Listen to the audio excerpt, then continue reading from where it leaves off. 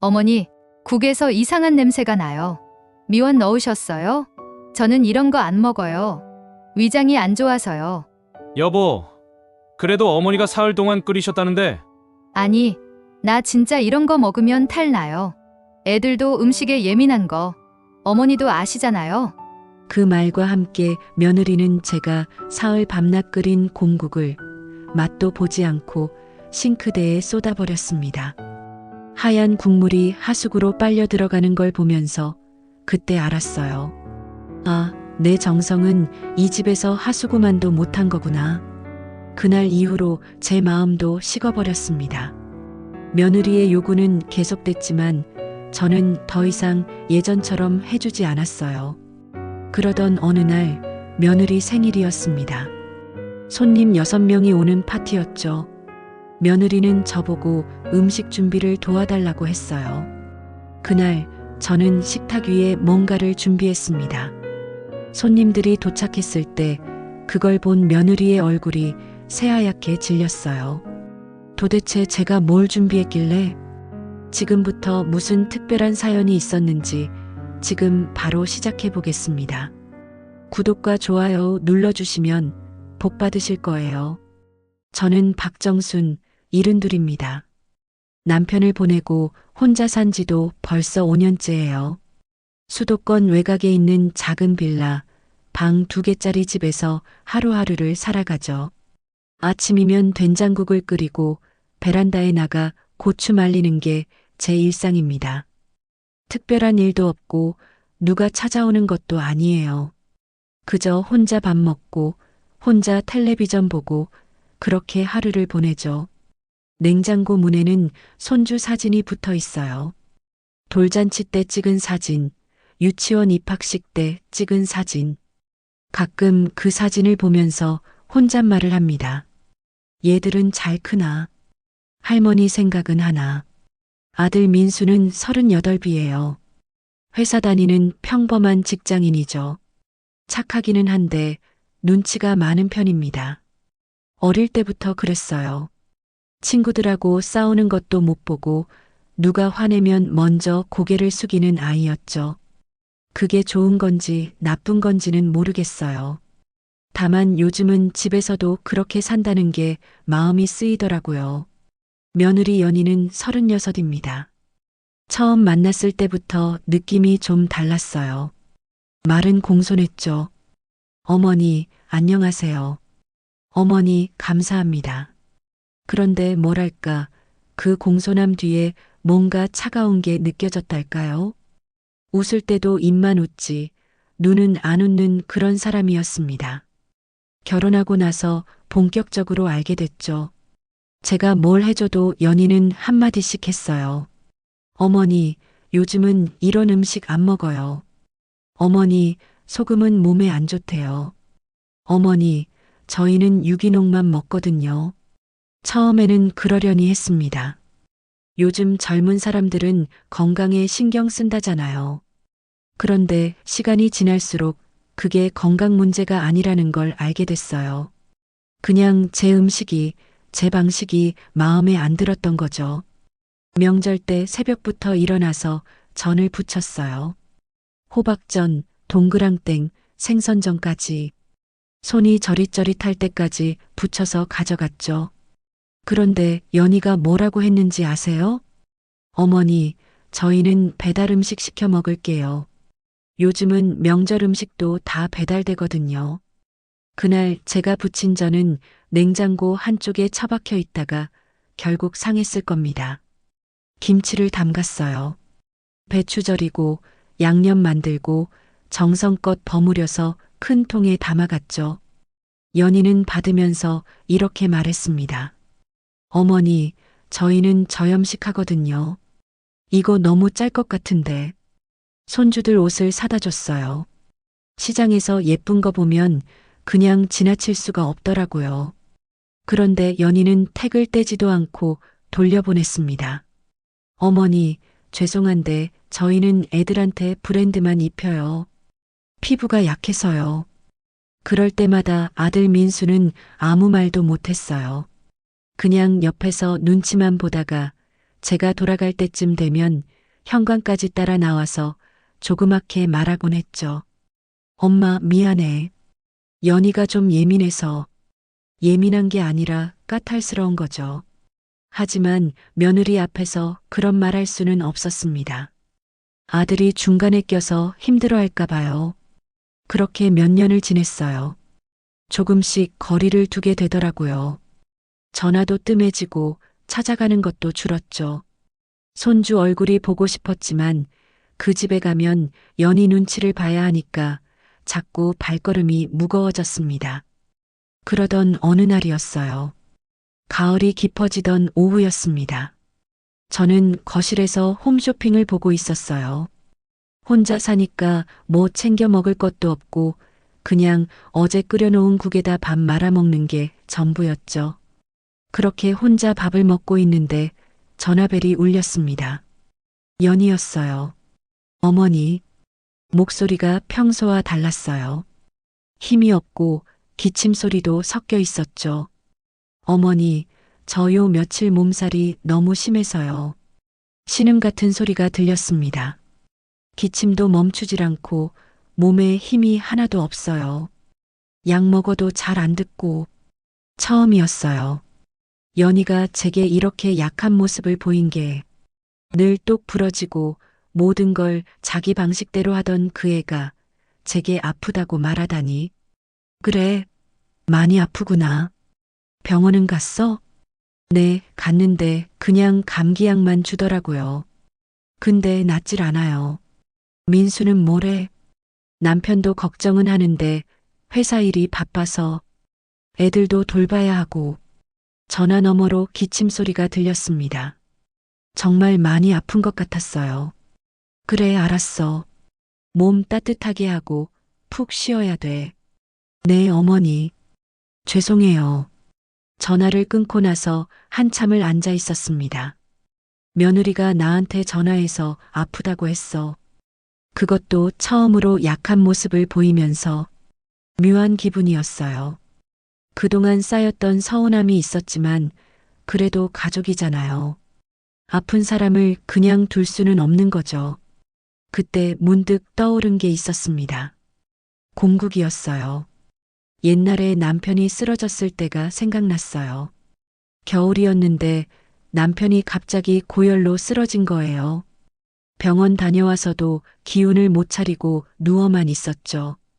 그때 제가 곰국을 끓였습니다. 사골 사다가 밤낮으로 푹푹 고아서 먹였더니 남편이 기운을 차렸어요. 이럴 땐 곰국이 최고야. 뜨끈하게 한 그릇 먹으면 기운이 나지. 혼자 중얼거리면서 결심했습니다. 며느리한테 곰국을 끓여줘야겠다고. 냉장고를 열어봤어요. 별것 없었죠? 혼자 사니까 대충 먹을 거만 있었습니다. 내일 시장 가서 사골이랑 양지를 사야겠다고 생각했어요. 그날 밤 잠들기 전에 곰국 생각을 했습니다. 얼마나 끓여야 제대로 우러나올까? 뼈를 삶는 게 좋을까? 아니면 양지를 같이 넣는 게 나을까? 이런저런 생각을 하다 보니 마음이 조금 들뜨더라고요. 그동안 연희한테 거절만 당했잖아요. 내가 해주는 건 뭐든 마음에 안 들어하고 늘 다른 방식을 고집했죠. 그런데 이번에는 다를 것 같았어요. 아픈 사람한테 곰국을 끓여주는데 그걸 어떻게 마다하겠어요. 이번에는 연희도 고마워할 거라고 그렇게 생각했습니다. 역시 시어머니밖에 없다.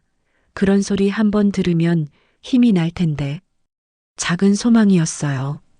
그저 며느리가 고마워하는 얼굴 한 번 보고 싶었던 거죠. 그날 나는 그게 시작이 될 줄 몰랐습니다. 내 자존심이 송두리째 무너지는 날의 시작이요. 아침 일찍 일어났어요. 창밖을 보니 날씨가 좋더라고요. 가을 하늘이 맑고 높았습니다. 장바구니를 들고 시장으로 향했어요. 요즘은 시장도 예전만 못하더라고요. 사람도 적고 가게도 많이 줄었습니다. 그래도 정육점은 여전히 자리를 지키고 있었죠. 사골 주세요. 그리고 양지도 조금요. 정육점 주인은 제 단골이에요. 벌써 몇십 년을 여기서 장을 봤으니까요. 얼마나 드릴까요? 국 끓일 건데 넉넉하게 주세요. 주인이 큰 봉지에 뼈를 담았습니다. 묵직한 게 제법 무게가 나가더라고요. 저울에 올려놓고 무게를 재더니 가격을 불렀어요. 생각보다 비쌌습니다. 지갑을 열면서 잠깐 망설여졌어요. 혼자 먹고 살기도 빠듯한데 이렇게 큰 돈을 써야 하나? 하지만 곧 마음을 고쳐 먹었죠. 아픈 사람 먹는 건데 여기서 아끼면 안 되잖아요.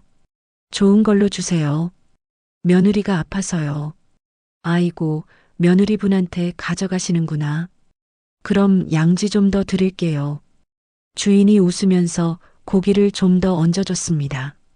고마웠어요. 이런 인심이 시장의 정이죠. 장바구니가 무거웠습니다. 혼자 들고 집까지 오는데 팔이 저릿저릿했어요. 중간에 한번 쉬어야 했죠. 벤치에 앉아서 숨을 고르면서 생각했습니다. 이 재료로 정성껏 끓이면 연희가 기운을 차릴 거야. 집에 도착해서 곧바로 시작했어요. 먼저 뼈에서 핏물을 빼야 했습니다. 커다란 대야를 꺼냈어요. 찬물을 가득 받아서 뼈를 담갔습니다. 물이 금방 빨갛게 물들었어요. 핏물이 배어나오는 거죠. 이렇게 핏물이 많은데 이걸 안 빼고 끓이면 비린내가 나지. 혼자 중얼거리면서 뼈를 물속에서 주물렀습니다. 손이 시렸어요. 찬물이라 손끝이 얼얼했죠. 1시간쯤 지나서 물을 갈았어요. 다시 찬물을 받았습니다. 몇 번을 반복했더니 물이 맑아지더라고요. 큰 냄비를 꺼냈어요. 집에서 제일 큰 냄비예요. 명절 때나 쓰는 그 냄비를 꺼낸 거죠. 뼈를 냄비에 넣고 물을 가득 부었습니다. 팥뿌리, 마늘, 생강도 넣었어요. 그리고 센 불에 올렸습니다. 보글보글 끓기 시작했어요. 거품이 하얗게 올라왔습니다. 더러운 거품이었죠. 이것도 다 걷어내야 해요. 국자를 들고 냄비 앞에 섰습니다. 거품을 조심조심 떠냈어요. 한참을 그렇게 서서 거품을 걷어냈죠. 거품이 어느 정도 정리되자 불을 중불로 낮췄습니다. 이제부터는 오래오래 끓여야 해요. 천천히 푹푹 익혀야 국물이 우러나니까요. 중불에서 3시간을 끓였어요. 그 사이에 한두 번씩 뚜껑을 열어서 확인했죠. 국물 색깔이 조금씩 뽀얘지는 게 보였습니다. 기름도 둥둥 떠올랐어요.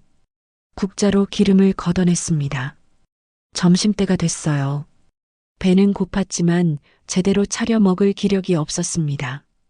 라면 하나 끓여서 냄비 옆에 앉아 먹었어요. 공국 끓는 냄새가 코를 찔렀죠.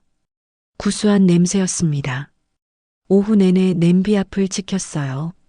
불을 확인하고 물이 줄어들면 조금씩 더 부어주고 맛을 보고 계속 손이 갔습니다. 저녁이 되자 불을 약불로 낮췄어요. 밤새 은근하게 끓여야 하거든요. 밤이 깊어갔습니다. 텔레비전을 보다가도 자꾸 냄비가 신경 쓰였어요. 불이 꺼지지는 않았나, 물이 다 졸아들지는 않았나. 일어나서 확인하러 갔죠. 보글보글 잘 끓고 있었어요. 잠자리에 들었지만 깊이 잠들지 못했습니다. 새벽에 한번 일어나서 또 확인했어요. 약불이 잘 유지되고 있었죠. 국물색이 어두운 불빛 아래서도 하얗게 보였습니다. 좋은 신호였어요. 다시 누웠지만 잠이 잘 오지 않았습니다. 허리가 아팠어요. 오늘 너무 오래 서 있었나 봐요. 다음 날 아침에 일어나자마자 부엌으로 갔어요. 냄비 뚜껑을 살짝 열어봤죠. 하얀 김이 모락모락 올라왔습니다. 국물을 국자로 떠서 맛을 봤어요. 어제보다 훨씬 진했습니다. 하지만 아직 부족했어요. 물이 많이 줄어 있었어요. 물을 좀 더 부어줬습니다. 그리고 이때 양지를 넣었어요. 양지는 너무 오래 끓이면 퍽퍽해지거든요. 적당한 때에 넣어야 부드럽게 익습니다. 양지를 조심스럽게 국물 속에 넣었어요. 고기가 국물에 잠기면서 지글지글 소리가 났죠. 뚜껑을 덮고 다시 중불로 올렸습니다. 온종일 부엌에 있었어요. 거실에 나가 앉아 있어도 마음이 편치 않았습니다. 냄비 생각이 자꾸 나는 거예요. 1시간에 한 번씩은 일어나서 확인했어요. 뚜껑을 열고 국자로 저어주고 맛을 보고 그러다 보니 하루가 금방 갔습니다. 허리가 점점 더 아파왔어요. 앉았다 일어서기가 힘들어졌죠. 무릎도 시큰거렸습니다. 나이가 나이니까 이렇게 오래 서 있으면 몸이 말을 안 듣더라고요. 오후에는 벤치에 앉아서 잠깐 쉬었어요. 옆집 할머니가 지나가다 말을 걸었습니다. 정순아, 무슨 좋은 냄새가 여기까지 나는데? 공국 끓이고 있어. 누구 아픈 사람 있어? 응, 며느리가 몸살 걸렸다고 해서. 옆집 할머니가 고개를 끄덕였어요. 그래도 시어머니가 있어야지. 요즘 같은 세상에 공국까지 끓여주는 시어머니가 어디 있어. 그 말이 기분 좋았습니다. 그래, 내가 이렇게라도 해줘야지. 며느리도 고마워할 거야. 밤이 또 깊어갔습니다. 창밖은 어두웠어요. 집안은 공국 냄새로 가득했죠. 창문에 김이 서렸습니다. 보일러 위에 올려둔 냄비에서 김이 계속 올라왔거든요. 밤늦게까지 냄비 앞에 앉아 있었습니다. 국자로 국물을 떠서 맛을 봤어요. 점점 진해지고 있었습니다. 고소하고 구수한 맛이 입안에 퍼졌죠. 조금만 더, 조금만 더. 잠자리에 들었어요. 온몸이 무거웠습니다. 허리는 끊어질 것 같고 다리는 퉁퉁 부었어요. 손목도 아팠죠. 국자를 너무 많이 들어서 그런가 봐요. 그래도 버텼습니다. 연희가 이거 먹고 기운 차리는 모습을 생각하면서요. 마지막 날 아침이 밝았습니다. 일어나자마자 부엌으로 달려갔어요. 냉비 뚜껑을 열었죠. 하얀 김이 확 올라왔습니다. 국물이 완벽하게 뽀얗게 우러나 있었어요. 이거야, 바로 이거야. 국자로 떠서 맛을 봤습니다. 고소하고 구수한 맛이 입 안가득 퍼졌어요. 비린내도 하나 없고 잡내도 없었죠. 완벽했습니다. 이 정도면 됐어요. 불을 껐습니다. 큰 국자로 양지를 조심스럽게 건져냈죠. 도마에 올려놓고 먹기 좋게 썰었습니다. 고기가 부드럽게 잘 익었더라고요. 젓가락으로 찢어지는 게 딱 좋았어요. 국물은 체에 한 번 걸렀어요. 뼈 부스러기 같은 게 들어가면 안 되니까요. 고운 체에 천천히 걸렀더니 맑은 국물만 걸러졌습니다. 라겔락 통 2개를 꺼냈습니다. 하나에는 국물을, 다른 하나에는 고기를 담았어요. 뜨거운 김이 통 안에서 맴돌았죠. 뚜껑을 꼭꼭 닫았습니다. 아픈 사람은 뜨끈할 때 바로 먹어야지. 통을 식탁 위에 올려놓고 한참을 바라봤어요. 사흘 동안 끓인 국이었습니다. 4시간이 내 정성이 다 들어간 국이죠. 사흘 동안 내 인생 뭐 별거 있나 싶었습니다. 누군가 먹을 국 한 그릇 맛있게 끓여주는 게 보람이고 사는 맛 아니겠어요? 씻고 옷을 갈아입었어요. 며느리 집에 갈 준비를 했죠. 장바구니에 통 2개를 넣었습니다. 비닐로 2번, 3번 꽁꽁 쌌어요. 혹시 쏟아질까봐, 혹시 새어나올까봐 조심스러웠죠. 장바구니를 들었어요. 무거웠습니다. 하지만 이 무게가 전혀 부담스럽지 않았죠. 오히려 든든했어요. 이 안에 제 정성이 가득 담겨 있으니까요. 현관문을 열고 나섰습니다. 며느리 집까지는 멀었어요. 버스 타고 지하철 타고 한참을 가야 했죠. 하지만 괜찮았습니다. 연희가 이거 먹고 나으면 그걸로 충분했으니까요. 그때만 해도 몰랐습니다. 이 정성이 무참하게 짓밟힐 줄은. 집을 나서자 바람이 불었어요. 가을바람이 제법 차가웠습니다. 장바구니를 꽉 끌어안고 걸었어요. 통 2개가 들어있어서 무거웠죠. 팔이 저릿저릿했지만 참았습니다. 이걸 들고 며느리 집까지 가야 해요. 버스 정류장까지 걸어갔어요. 평소에는 금방 가는 거리인데 오늘은 유난히 멀게 느껴졌습니다. 장바구니가 무겁기도 했지만 마음도 무거웠어요. 며느리가 좋아할까? 고마워할까? 그런 생각들이 머릿속을 맴돌았죠. 버스가 왔습니다. 계단을 올라가는데 장바구니가 자꾸 다리에 부딪혔어요. 조심조심 올라갔죠. 좌석이 없었습니다. 서서 가야 했어요. 한 손으로 손잡이를 잡고 다른 손으로는 장바구니를 꽉 안았습니다. 버스가 출발했어요. 흔들릴 때마다 장바구니를 더 꽉 껴안았습니다. 혹시 통이 넘어질까봐, 혹시 국물이 쏟아질까봐 걱정됐거든요. 옆에 젊은 여자가 앉아 있었어요. 그 여자가 저를 힐끗 쳐다봤습니다. 장바구니를 보더니 코를 찡그렸어요. 냄새가 나는 모양이었죠. 여자가 자리에서 일어나 뒤쪽으로 갔습니다. 가슴이 철렁했어요. 쟤 때문에 자리를 옮긴 거였죠. 공국 냄새 때문에. 미안하다. 마음속으로 사과했습니다. 하지만 어쩔 수 없었어요. 이건 며느리를 위한 거니까요. 버스에서 내렸습니다. 이제 지하철역까지 걸어가야 했어요. 팔이 아팠습니다. 장바구니를 바닥에 내려놓고 잠깐 쉬었어요. 팔을 주무르면서 숨을 골랐죠. 한 아주머니가 지나가다 말을 걸었습니다.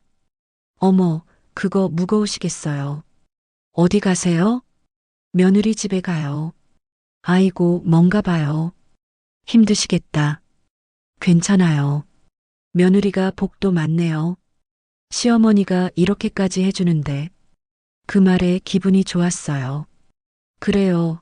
며느리가 이 정성을 알아줘야죠. 다시 장바구니를 들었습니다. 지하철역으로 향했어요. 계단이 많았습니다. 한 계단 한 계단 천천히 내려갔죠. 중간에 한번 멈춰서 숨을 돌렸어요. 지하철을 탔습니다. 다행히 자리가 있었어요. 앉아서 장바구니를 무릎 위에 올려놓았습니다. 따뜻했어요. 아직도 국물이 식지 않았나 봐요. 맞은편에 젊은 엄마와 아이가 앉아 있었습니다. 아이가 제 장바구니를 보더니 물었어요. 엄마, 저 할머니 뭐 들고 있어? 쉿, 조용히 해. 엄마가 아이 입을 막았습니다. 아이가 계속 저를 쳐다봤어요. 호기심 가득한 눈이었죠. 저는 아이에게 웃어줬습니다. 국이야. 할머니가 아픈 사람한테 가져다 주는 거야. 우와, 맛있겠다. 아이가 환하게 웃었습니다. 엄마가 제게 미안하다는 눈빛을 보냈어요. 저는 괜찮다고 손을 흔들었습니다. 문득 생각났어요. 우리 손주가 이 나이였을 때가. 그때는 자주 만났었죠. 손주를 안고 뽀뽀하고 과자를 사주고. 그런데 언제부턴가 만나기 힘들어졌어요. 연희가 싫어했거든요. 어머니, 애들 너무 자주 오면 버릇 없어져요. 어머니, 과자 사주지 마세요. 이 닦기 힘들잖아요. 그런 말들을 듣다 보니 자꾸 발걸음이 뜸해졌습니다. 지하철이 멈췄습니다. 환승역이었어요. 일어나서 장바구니를 들고 내렸습니다. 에스컬레이터를 탔어요. 사람들이 제 옆을 빠르게 지나갔습니다. 다들 급한 모양이었어요. 저는 천천히 에스컬레이터에 서서 올라갔죠. 다른 노선으로 갈아탔습니다. 이번에는 자리가 없었어요. 문 옆에 서서 장바구니를 안았습니다. 사람이 많았어요. 출퇴근 시간이었나 봐요. 한 남자가 제 옆으로 왔습니다. 할머니, 제 자리에 앉으세요. 젊은 남자였어요. 회사원 같았죠. 아니야, 괜찮아. 아니에요, 앉으세요. 저는 다음 역에서 내려요. 남자가 일어나서 자리를 비켜줬습니다. 세상에 좋은 사람도 많네. 마음이 따뜻해졌습니다. 문득 생각이 들었어요. 연희도 이렇게 좋은 마음으로 이 국을 받아줬으면 좋겠다고. 마지막으로 마을버스로 갈아타면서 새삼내가 나이가 많다는 걸 실감했습니다. 이제 힘에 부치는구나 생각이 들었죠. 아파트 단지가 보였어요. 큰 단지였죠. 잘 가꿔진 화단, 깨끗한 보도블록. 제가 사는 빌라촌과는 완전히 다른 세상이었습니다.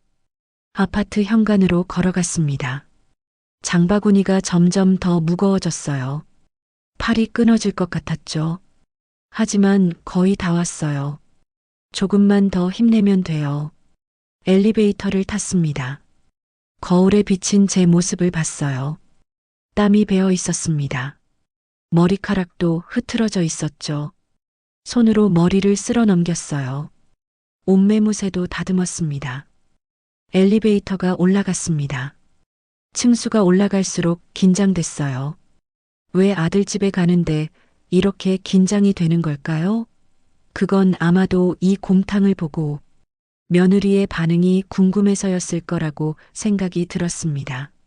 며느리 집 앞에 섰습니다. 초인종을 누르기 전에 잠깐 숨을 고르고 옷을 다시 한번 정리했어요. 장바구니도 바르게 들었죠. 심호흡을 했습니다. 이거 먹고 연희 얼굴에 생기 돌면 좋겠다. 역시 시어머니밖에 없다. 그런 소리 한번 들으면 힘이 날 텐데. 작은 소망이었어요. 그저 며느리가 고마워하는 얼굴 한번 보고 싶었던 거죠. 이 시간이 걸렸습니다. 버스 2번, 지하철 2번. 긴 여정이었어요. 하지만 괜찮았습니다. 며느리가 이 정성을 알아줄 테니까요. 초인종을 눌렀습니다. 멜로디가 크게 울렸어요. 안에서 발소리가 들렸습니다. 누군가 문 쪽으로 오고 있었어요. 문이 열렸습니다. 그때까지만 해도 나는 고생한 보람이라는 게 있을 줄 알았습니다. 연희가 나왔어요. 대충 입은 추리닝 차림이었죠. 민소매에 화장기 없는 얼굴. 피곤해 보였어요. 하지만 아픈 사람치고는 생각보다 멀쩡해 보였습니다. 어머니, 오셨어요? 목소리에 힘이 없었어요. 하지만 반가워하는 기색은 별로 없었죠. 이렇게까지 안 오셔도 되는데. 말은 그렇게 하지만 표정은 담담했습니다. 오히려 귀찮다는 느낌마저 들었어요. 아프다고 해서 국 끓여왔어. 들어가자. 현관으로 들어갔습니다. 신발을 벗고 거실로 들어갔어요. 깨끗했습니다. 늘 그렇듯이 티 하나 없이 정리된 집이었죠. 부엌으로 갔어요. 장바구니를 싱크대 옆에 조심스럽게 내려놓았습니다. 통을 하나씩 꺼냈어요. 무거웠던 통들을 싱크대 위에 올려놓았죠. 사흘을 푹 고아서 가져왔어. 따끈할 때 먹어야 기운이 난다. 연희가 다가왔습니다. 통을 내려다봤어요. 그리고 뚜껑을 열었죠. 하얀 김이 올라왔습니다. 곰국 냄새가 퍼졌어요. 연희가 냄새를 킁킁 맡았습니다. 그러더니 얼굴을 찡그렸어요. 눈썹이 찌푸려지고 입이 삐죽 나왔죠. 좋지 않은 표정이었습니다. 어머니, 이거. 연희가 말을 잠깐 멈췄어요. 그리고는 다시 냄새를 맡았습니다. MSG 들어간 냄새 나는데요? 그 말이 귀를 때렸습니다. 아니야, MSG 안 넣었어. 사골이랑 양지만 넣고 푹 끓인 거야. 제가 급하게 말했습니다. 그럴 리가 없는데요. 이 냄새는 확실히 MSG 냄새예요. 연희가 고개를 저었어요. 제 말을 믿지 않는 얼굴이었죠. 정말이야, 연희야. MSG 하나도 안 넣었어. 그냥 뼈만 푹 고아서. 어머니, 제가 음식 냄새는 잘 아는데요. 이건 확실히. 연희가 제 말을 끊었습니다. 요즘은 이런 거 안 먹어요. 저 위장 안 좋아서요. 연희가 맛도 보지 않았어요. 그냥 냄새만 맡고 그렇게 말했습니다. 그리고는 통을 들었어요. 뭐 하는 거니? 제가 물었지만 연희는 대답하지 않았습니다. 그냥 통을 들고 싱크대로 갔어요. 그리고는 그대로 쏟아부었습니다. 하얀 국물이 싱크대로 흘러내렸어요. 고기 건더기들이 툭툭 떨어져 나갔죠. 뽀얗게 우러난 국물이 하수구로 빨려 들어갔습니다. 시간이 멈춘 것 같았어요. 국물이 흘러내리는 소리만 들렸습니다. 철컥철컥 싱크대 배수구로 빨려 들어가는 소리. 제가 사흘 동안 끓인 곰국이 그렇게 사라지고 있었어요. 눈앞이 핑 돌았습니다. 제 허리가, 제 노력이 저 구멍으로 같이 빨려 들어가는 것 같았습니다. 말이 나오지 않았어요. 목구멍이 막힌 것 같았습니다. 숨이 제대로 쉬어지지 않았어요. 연희는 통을 다 비우고 나서 수돗물을 틀었습니다. 남은 국물을 씻어내렸어요. 하수구 주변에 붙어 있던 고기 조각까지 깨끗이 씻어냈죠. 그때 아들 민수가 나왔습니다. 여보, 어머니가 사흘이나 끓이셨다는데. 민수가 조심스럽게 말했어요. 하지만 목소리가 작았습니다. 힘이 없었죠. 아니, 나 진짜 이거 먹으면 탈나요. 연희가 퉁명스럽게 대답했습니다. 우리 집은 애들 때문에도 음식에 진짜 예민하잖아요. 어머니도 아시잖아요. 애들 얘기까지 꺼냈어요. 손주들을 방패막이로 쓴 거죠. 저는 그냥 서 있었습니다. 싱크대를 바라봤어요. 텅 비어 있었습니다. 아무것도 남지 않았어요. 제 정성이 흔적도 없이 사라졌습니다. 가슴이 답답했어요. 숨을 쉬는 게 힘들었습니다. 눈물이 날 것 같았지만 참았어요. 며느리 앞에서 울 수는 없었으니까요. 그래, 내가 몸에 안 받으면 어쩌겠니? 억지로 웃으면서 말했습니다. 목소리가 떨렸어요. 하지만 꾹 참았죠. 그래, 내 건강이 중요하니까. 연희는 아무렇지도 않았어요. 그냥 손을 씻고 있었습니다. 비누칠을 하고 물로 헹구고 아무 일도 없었다는 듯이요. 민수가 제 쪽을 봤어요. 미안하다는 표정이었습니다. 하지만 아무 말도 하지 않았어요. 그냥 고개만 숙이고 있었죠. 엄마, 차라도 한잔 하시고 가세요. 민수가 작게 말했습니다. 아니야, 괜찮아. 나 가봐야 해. 더 이상 여기 있고 싶지 않았어요. 빨리 나가고 싶었습니다. 이 집에서, 이 공기에서 벗어나고 싶었어요. 어머니, 이해하시죠? 조심히 들어가세요. 연희가 무심하게 말했습니다. 배웅도 제대로 하지 않았어요. 그냥 거실 소파에 앉아 있었죠. 민수가 현관까지 따라 나왔습니다. 엄마, 정말 미안해요. 괜찮아. 연희가 몸이 안 좋으니까 그럴 수 있지. 신발을 신었어요. 손이 떨렸습니다. 신발끈을 제대로 묶을 수가 없었어요. 엄마, 택시비 드릴게요. 민수가 지갑을 꺼냈습니다. 아니야, 됐어. 손사래를 쳤어요. 돈을 받고 싶지 않았습니다. 문을 열고 나왔어요. 민수가 문 앞에 서서 저를 바라봤습니다. 미안하다는 얼굴이었어요. 하지만 그 미안함이 뭘 바꿔주나요? 들어가. 제가 말했습니다. 조심히 가세요, 엄마. 문이 닫혔습니다. 복도에 혼자 섰어요. 조용했습니다. 아까 올 때와 똑같은 복도였죠. 하지만 기분은 완전히 달랐어요. 그날 나는 알았습니다. 저 아이에게 내 정성은 하수구로 버려도 되는 것이구나. 복도를 걸었습니다.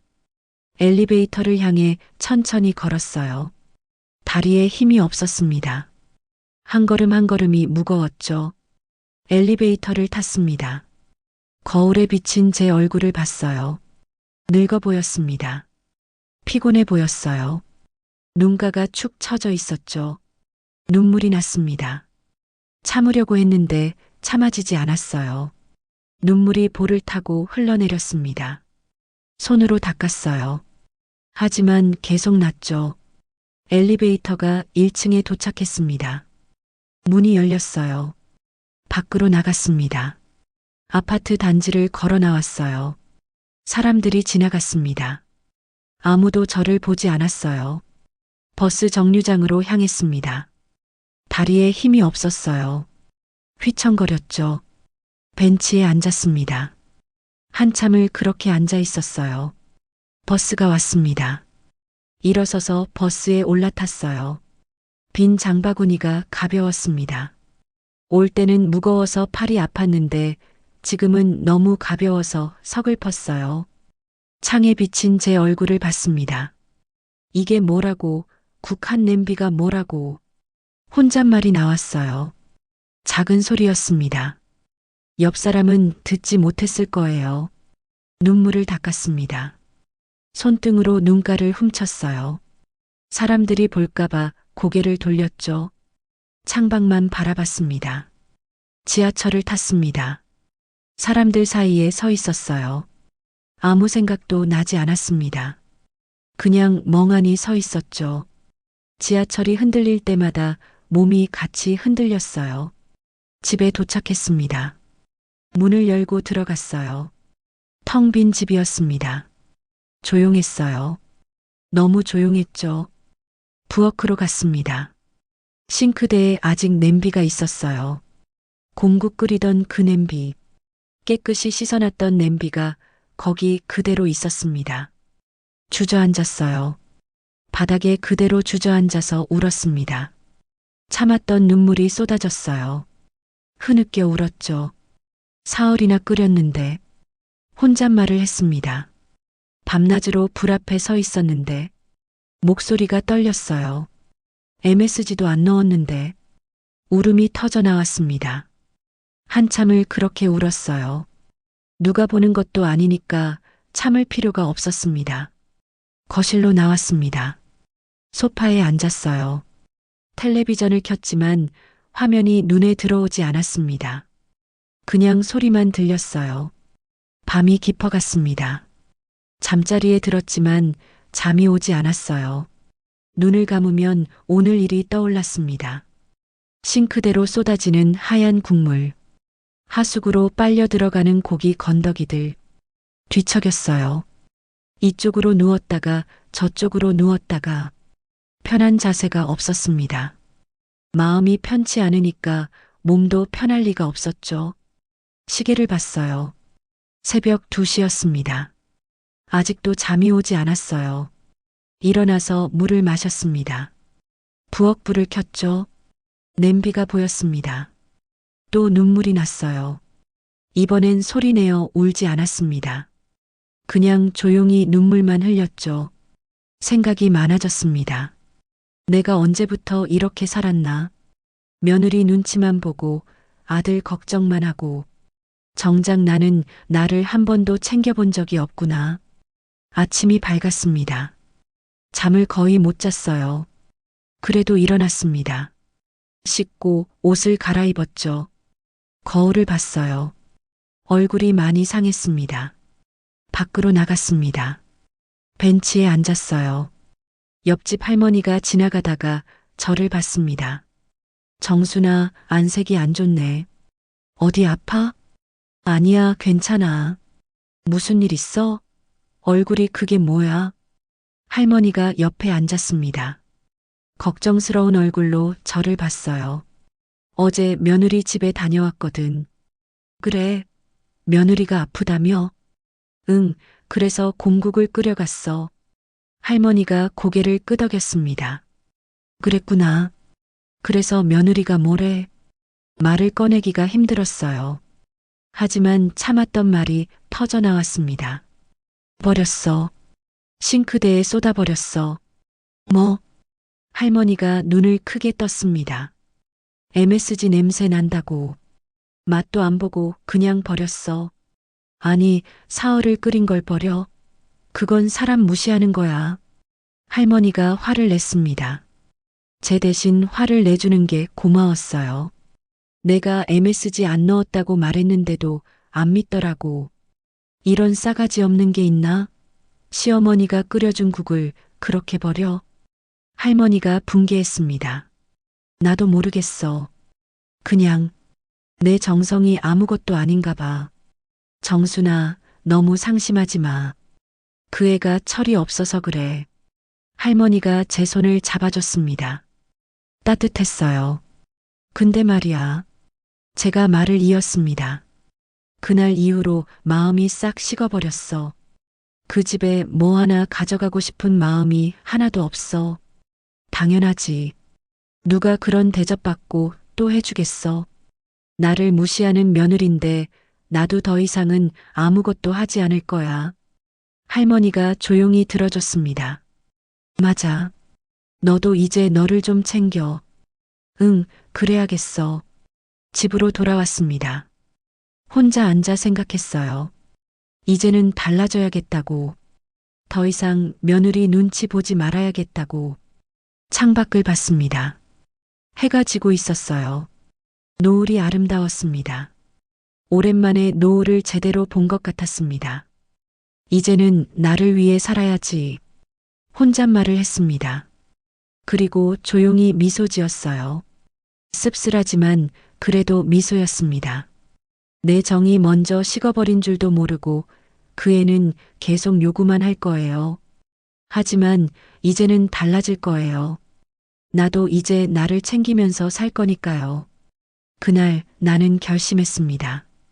더 이상은 나 스스로를 하수구에 쏟아붓지 않겠다고. 며칠이 지났습니다. 연희에게서 전화가 왔어요. 어머니, 다음 주에 집에 손님들이 오거든요. 그래. 남편 회사 사람들이랑 제 친구들이 몇 명 오는데 음식 준비 좀 도와주실 수 있으세요? 예전 같았으면 알았다 했을 거예요. 당연히 도와줬을 거예요. 하지만 이번에는 달랐습니다. 미안한데 나도 그날 약속이 있어. 네. 어머니, 무슨 약속이세요? 복지관에서 프로그램 신청했어. 그날 수업 있거든. 어머니, 그거 다음에 하시면 안 돼요? 저 정말 도움이 필요해서. 안 돼. 벌써 신청했어. 어머니, 제발이요. 손님들한테 차릴 음식이 너무 많아요. 연희의 목소리가 간절했습니다. 그럼 배달시키지 그래. 요즘은 다 배달되잖아. 네. 명절 때 내가 했던 것처럼. 전화 너머로 침묵이 흘렀습니다. 어머니, 그때 일 때문에 그러시는 거예요? 아니야. 그냥 나도 이제 내 할 일이 생겼어. 어머니, 미안하지만 이번엔 못 도와줘. 전화를 끊었습니다. 마음이 편했어요. 예전 같으면 미안했을 텐데 이번엔 전혀 미안하지 않았습니다. 일주일쯤 지났을까요? 이번에는 아들 민수에게서 전화가 왔어요. 엄마, 왜 민수야? 엄마, 요즘 왜 이렇게 냉랭해졌어? 무슨 일 있었어? 무슨 소리야? 연희가 부탁해도 다 거절하신다며. 엄마 예전 같지 않으시다고. 아들이 며느리 편을 들고 있었습니다. 민수야, 엄마도 이제 힘들어. 엄마, 그래도 연희가 부탁하는 건 별거 아니잖아요. 조금만 도와주시면. 별거 아니면 내가 도와줘. 엄마, 그동안 엄마가 얼마나 많이 해줬는데. 이제는 엄마도 좀 쉬고 싶어. 민수가 한숨을 쉬었습니다. 엄마, 무슨 일 있었어? 말해봐. 이놈의 아들은 공국 사건을 벌써 새까맣게 까먹은 모양입니다. 아니면 아들놈도 별 대수롭지 않은 일이라고 여기는 것 같았습니다. 아니야, 별일 아니야. 엄마가 예전만큼 힘이 없어서 그렇지 뭐. 정말 그것뿐이야? 응, 그래. 걱정 마. 엄마, 연희가 서운해해요. 너무 그러지 마세요. 알았어. 전화를 끊었습니다. 가슴이 답답했어요. 아들은 엄마 생각은 전혀 안 하고 지금 자기 마누라가 섭섭해하는 것만 신경이 쓰이는 것 같았습니다. 소파에 앉아서 한참을 생각했습니다. 이것들에게 나라는 존재는 아무 의미가 없구나. 그저 필요할 때 부르면 가는 사람이고 아무렇게나 대해도 괜찮을 사람이었던 겁니다. 나는 그냥 출장 도우미였어요. 서글퍼졌습니다. 내가 잘못이겠지요. 아들 며느리의 그런 행동들을 그냥 넘어갔으니깐요. 자식이니깐 내가 좀 참으면 모든 게 편안할 거라고 생각했습니다. 굳이 시끄러운 일을 만들 필요가 없다고 생각했거든요. 결국 평생 눈치만 보며 살았던 겁니다. 정작 나는 나를 한 번도 챙겨본 적이 없었어요. 늘 누군가를 위해 밥을 짓고 국을 끓이고 반찬을 만들었죠. 그게 당연한 줄 알았습니다. 시어머니니까, 엄마니까, 할머니니까. 하지만 이제 달라져야겠습니다. 내 희생을 희생이라고 생각하지 않고 감사할 줄도 모르는 아들, 며느리에게 더 이상 이렇게 살지는 않겠다고 결심했어요. 내 남은 인생이 얼마나 남았다고. 죽을 때까지 이렇게 살다 죽는 건 너무 비참하다고 느껴지기 시작했지요. 밤이 깊어갔습니다. 잠자리에 들었지만 잠이 오지 않았어요. 앞으로 어떻게 살아야 할까 하는 생각에 날이 새는 줄도 몰랐습니다. 며칠이 지나 연희에게서 다시 전화가 왔어요. 어머니, 왜? 저는 며느리 전화가 달갑지 않았습니다. 다음 주가 제 생일이거든요. 뻔뻔하게도 자기 생일이라고 전화를 했네요. 그래, 생일이구나. 네, 그래서 집에서 조촐하게 생일상 차리려고 하는데. 그런데 어머니도 오셔서 축하해 주세요. 무슨 생각일까요? 와서 축하해 달라니. 도무지 며느리가 무슨 생각으로 이런 말을 하는지 감을 잡을 수가 없었습니다. 한 번도 자기가 먼저 집으로 초대한 적이 없었거든요. 가야겠다고 생각했습니다. 알았어, 갈게. 감사해요, 어머니. 연희의 목소리가 밝아졌습니다. 그런데 말이에요, 어머니. 역시나 말이 이어졌습니다. 사실 제 친구들이랑 남편 회사분들이 좀 오거든요. 몇 명이나? 한 6명 정도요. 많지 않아요. 그래서 음식 준비를 해야 하는데 어머니가 오시는 김에 좀 도와주시면 안 될까요? 결국 이거였습니다. 생일이라고 불러놓고 손님 음식 만들어 달라는 거였어요. 6명이나 되는 손님들 음식을요. 저는 갑자기 말문이 막혔습니다. 며느리의 속셈이 너무 빤히 보였거든요. 한순간이나마 며느리가 진심으로 나를 초대하는 줄 알았던 내가 한심한 생각이 들더라고요. 어머니, 연희가 전화 너머로 나를 부르는 소리에 정신이 돌아왔습니다. 알았어, 도와줄게. 정말요? 감사해요, 어머니. 진짜 큰 도움이에요. 그래, 생일인데 당연히 도와줘야지. 어머니, 감사합니다. 그럼 생일 당일 아침에 일찍 오실 거죠? 응, 일찍 갈게. 네, 시장은 제가 받아 놓을게요. 12가지 정도만 해주세요. 정말 감사해요, 어머니. 전화를 끊었습니다.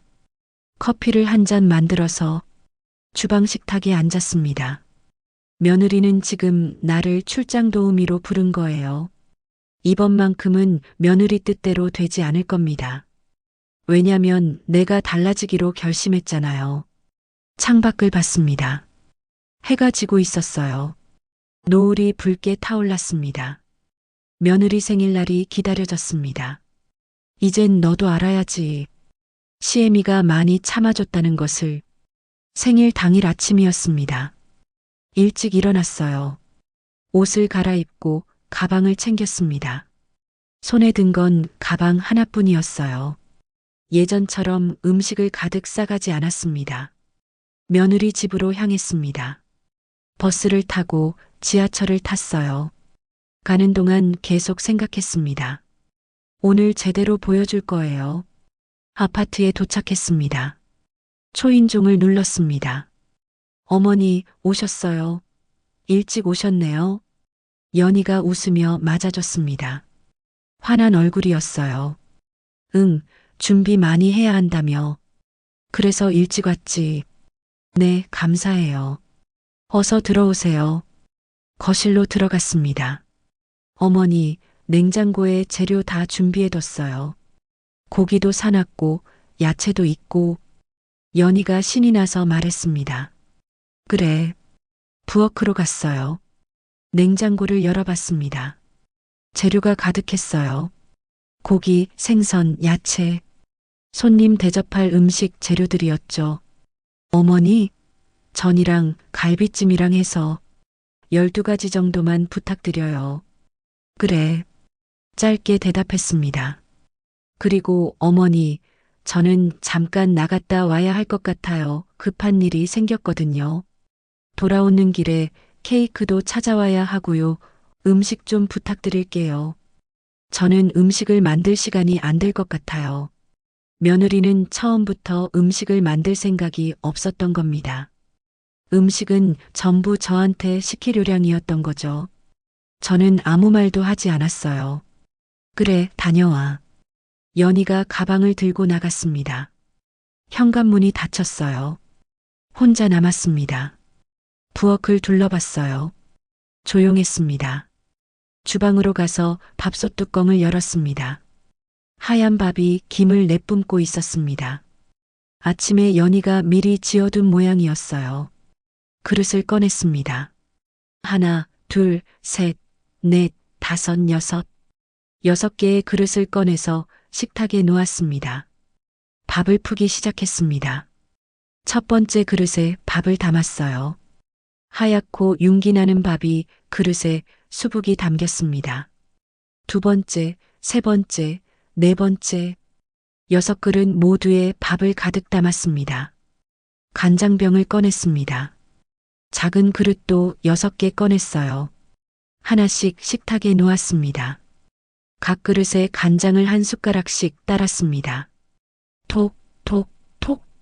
검은 간장이 작은 그릇에 담겼어요. 식탁을 바라봤습니다. 밥그릇 6개, 간장 그릇 6개. 그게 전부였어요. 제가 들고 온 가방을 열었습니다. 간장 한 병이 들어 있었어요. 그것도 식탁 가운데에 놓았습니다. 식탁이 완성됐습니다. 하얀 쌀밥 6그릇과 간장 그릇들, 그리고 간장 한 병. 다른 건 아무것도 없었어요. 반찬도, 국도, 나물도 없었습니다. 맛도, 향도, 정성도 없는 그저 저염식이었습니다. 소파에 앉았습니다. 12시 반이었습니다. 손님들은 1시에 온다고 했죠. 기다렸습니다. 마음이 두근거렸어요. 떨리기도 했지만 후회는 없었습니다. 1시가 가까워졌습니다. 현관문이 열렸어요. 연희가 들어왔습니다. 어머니, 다녀왔어요. 케이크 받아왔어요. 밝은 목소리였습니다. 음식 준비는 다 하셨죠? 제가 좀 늦었나? 연희가 부엌 쪽으로 걸어왔습니다. 그리고 식탁을 봤어요. 걸음이 멈췄습니다. 얼굴에서 웃음이 사라졌어요. 표정이 굳어졌습니다. 어머니, 이게 무슨?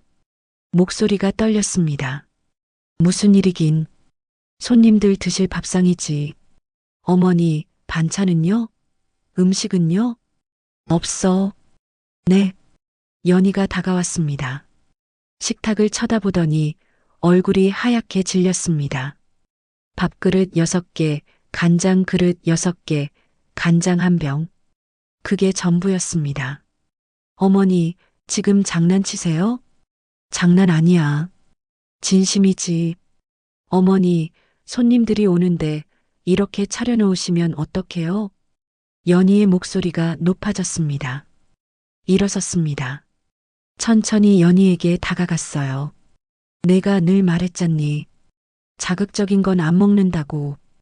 건강식으로 해달라고. 네. 지금 무슨 말씀하시는 거예요? 그래서 너 기준에 딱 맞게 했지. 저염식, 건강식, MSG 없는 음식. 간장엔 조미료 안 들어갔으니깐 걱정하지 말고 자극적이지도 않아. 농도는 알아서 맞추면 되니깐 저염식이고. 연희가 할 말을 잃었습니다. 어머니, 지금 농담하시는 거죠? 손님들 곧 오는데. 농담 아니야. 조용히 하지만 단단하게 말했습니다. 사흘 동안 끓인 곰국은 내가 맛도 안 보고 싱크대에 버렸잖아. 연희의 얼굴이 사색이 되었습니다.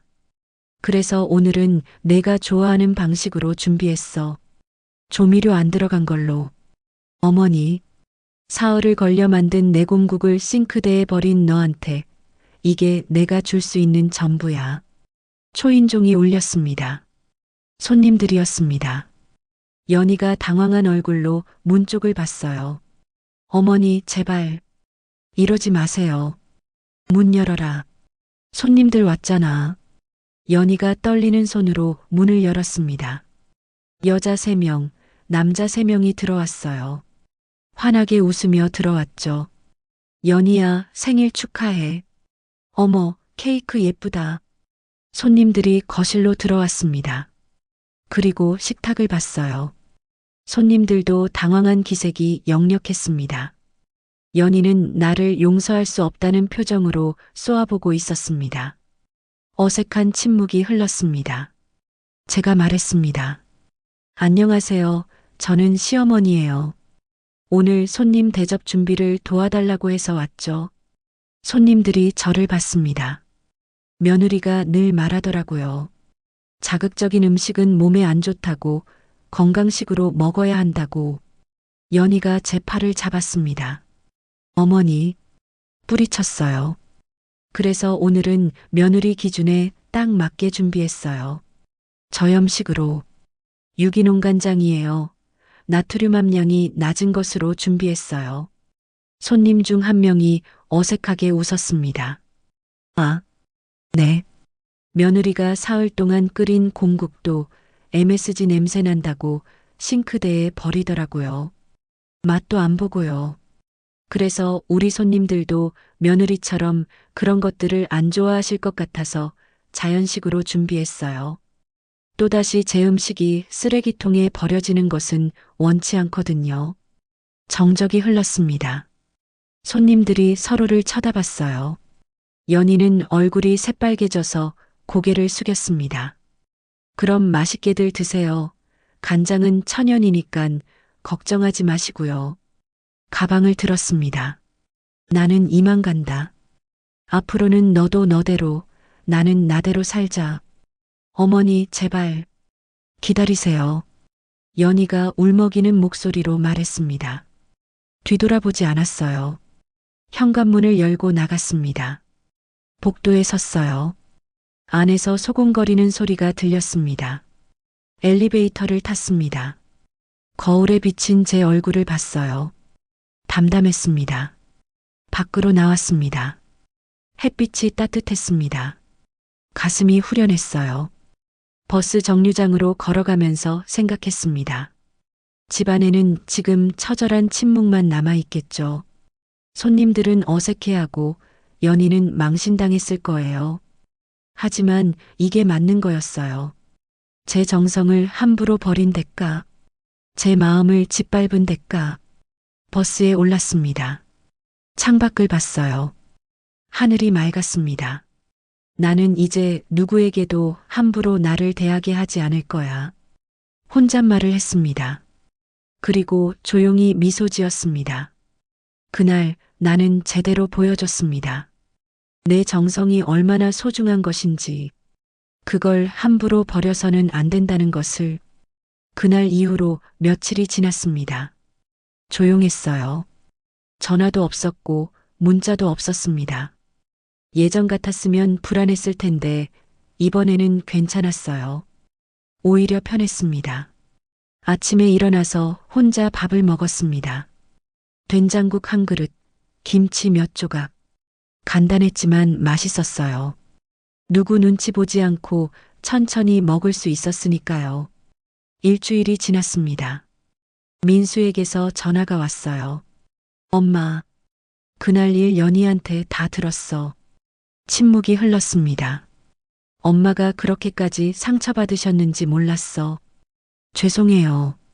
됐어, 그만하자. 아니에요, 엄마. 연희가 공국 버렸을 때 내가 제대로 말했어야 했어요. 민수의 목소리가 떨렸습니다. 이제 와서 해봤자 소용없어. 엄마, 연희가 많이 반성하고 있어요. 그날 이후로 손님들 앞에서 얼마나 부끄러웠는지 며칠 동안 울기만 했어요. 저는 침묵했습니다. 민수야, 나는 너희를 미워하는 게 아니야. 다만 이제는 나를 먼저 생각하면서 살려고 해. 네, 알아요, 엄마. 앞으로 우리가 엄마 잘 챙길게요. 고맙다. 전화를 끊었습니다. 며칠이 지나자 민수의 전화가 다시 걸려왔습니다. 엄마, 이번 주말에 우리 집에 오실래요? 연희가 음식 만들어서 대접하고 싶대. 연희가? 응, 직접 만들어서 엄마 대접하고 싶대요. 잠깐 생각했습니다. 알았어, 갈게. 정말? 엄마 고마워요. 주말이 됐습니다. 며느리 집으로 갔어요. 손에는 아무것도 들지 않았습니다. 초인종을 눌렀습니다. 어머니 오셨어요. 어서 들어오세요. 표정이 조심스러웠어요. 눈이 빨갛게 부어 있었습니다. 거실로 들어갔습니다. 손주들이 달려왔어요. 할머니, 그래, 잘 있었니? 손주들을 안아줬습니다. 어머니, 앉으세요. 제가 식사 준비할게요. 연희가 부엌으로 들어갔습니다. 잠시 후 연희가 음식을 들고 나왔습니다. 된장찌개, 생선구이, 나물 몇 가지, 계란말이. 정갈했어요. 어머니, 제가 만들었어요. 정성껏 준비했어요. 식탁에 앉았습니다. 된장찌개를 한 숟가락 떠서 입에 넣었습니다. 어때요, 어머니? 맛있네. 진심이었어요. 정말요? 다행이다. 연희의 눈에 눈물이 고였습니다. 어머니, 정말 죄송해요. 제가 너무 몰랐어요. 요즘 제가 직접 음식 만들어 보니까 얼마나 힘든지 알았어요. 이제 알았으면 됐어. 앞으로는 어머니가 해주시는 거 절대 함부로 하지 않을게요. 고개를 끄덕였습니다. 근데 연희야, 나도 이제 예전처럼은 못해줘. 네, 어머니. 당연히 그러셔야죠. 이제 각자 살자. 너희는 너희를 위해서 살고 나는 나를 위해서 살고. 네, 알겠어요. 저희가 알아서 할게요. 민수가 제 손을 잡았어요. 엄마, 앞으로는 잘할게요. 엄마가 해주신 것들을 너무나 당연하다고 생각했어요. 그래, 고맙다. 밥을 먹으면서 이야기를 나눴어요. 요즘 복지관에서 요가 시작했어. 정말요? 어떠세요? 재미있더라. 친구들도 사귀고. 잘하셨어요. 식사를 마쳤습니다. 어머니, 오늘 와주셔서 감사해요. 됐어. 이제 다 지난 일이야. 어머니가 용서해 주신 건가요? 용서보다는 이제 우리 각자 자기 삶을 살자는 거야.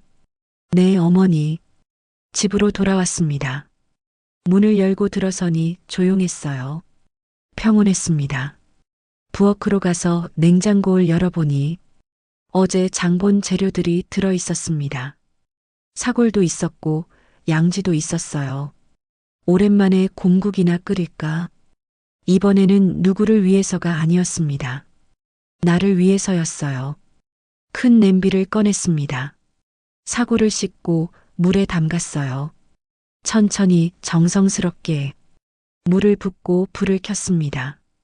냄비가 보글보글 끓기 시작했어요. 창밖을 봤습니다. 해가 지고 있었어요. 노을이 붉게 물들었습니다. 정성은 받는 사람이 알아줄 때 비로소 정성입니다. 국자로 거품을 걷어냈습니다. 나는 이제 나를 위해 곰국을 끓입니다.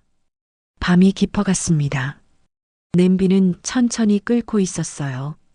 집안에 구수한 냄새가 가득했습니다. 다음 날 아침이었습니다. 일어나서 냄비를 확인했어요. 국물이 뽀얗게 우러나 있었습니다. 한 그릇 떠서 식탁에 앉았습니다. 뜨거운 국물을 한 숟가락 떴어요. 고소하고 진했습니다. 제가 끓인 국이었어요. 저를 위한 국. 맛있었습니다. 창밖에서 따뜻한 햇살이 들어왔어요. 공국 한 그릇을 다 비우고 복지관으로 요가 수업을 받으러 갔습니다. 옆집 할머니가 나를 보더니 정순아, 요즘 표정 진짜 좋아졌다. 그래. 응, 뭔가 달라. 나를 위해 살기로 했거든. 잘했어. 수업을 마치고 돌아오는 발걸음이 너무나 가벼웠습니다. 새들이 날아가고 있었습니다. 그리고 저는 행복했습니다.